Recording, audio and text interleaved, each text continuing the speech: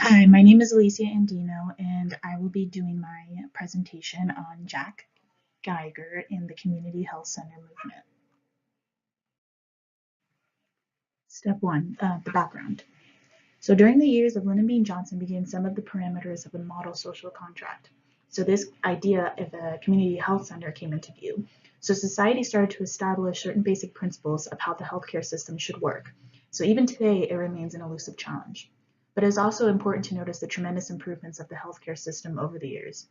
And a health center is a community institution. And also, I would like to point out the definition of a health center. It is a building or establishment housing local medical services or the practice of a group or doctors. Step two, the current situation.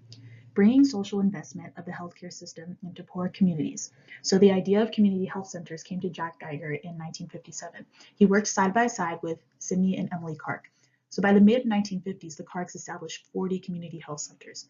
So they attempted to open a community center in South Africa, which was approved by the community, but then shut down by the Verwoerd government. So the weakness in this situation would be that voice is not as big in a foreign country as opposed to the United States. Not only that, the government ultimately has the power. So the opportunity here would be Geiger's career of international health and on the subject of community health centers can be better addressed in the US. Step three, prioritize core issues. So the core issues in this situation would be poor communities had no access to healthcare, but also during the time of the civil rights movement, so limited access to healthcare, specifically targeting minority families. So these minority families didn't really have any options of healthcare. So they were at a disadvantage compared to those who were maybe more on the wealthy side and even just white families. Step four, analyze alternatives. So the alternative in this specific situation would be to have funds to open the community health centers. And the approach to this alternative would be to have fundraisers in possibly these low income areas to raise awareness of opening community health centers. Now, this may even in this situation be a challenge because it is also during the civil rights movement. So minorities were just at a disadvantage all around. But this could potentially have increase their chances of receiving community health centers during that time. Step five, recommendations. So one recommendation would be to open community centers nearby so families do not have to travel long ways to receive medical care.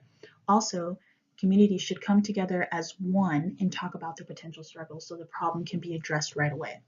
Now, I definitely recommend the second option because I feel as a community, a voice would be stronger in addressing these issues. This leads us to step six, the action plan. So the first part of this action plan would be the 51% rule, which is ultimately patients in the community help govern the health policies and health programs of their own primary care providers. And then in the situation specifically was that Medicaid was enacted in 1965. And also laws were enacted that required the centers to conduct an assessment of the health status of their target population every 2 years.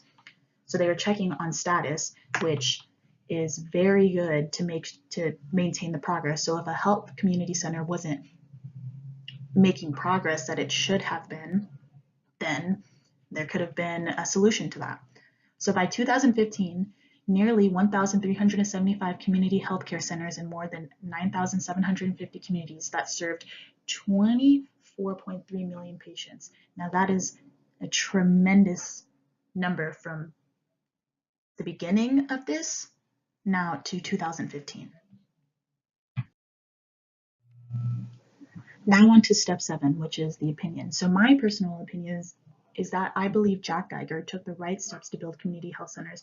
I admire that he did this during the civil rights era because that is from what I have read in my history books and just even this case study alone that it was a very tough time to address this issue. So I myself have personally been to a community health center to receive treatment. So for that, I thank Jack Geiger and everyone else who was involved in this case study. I hope you enjoyed my presentation. Thank you.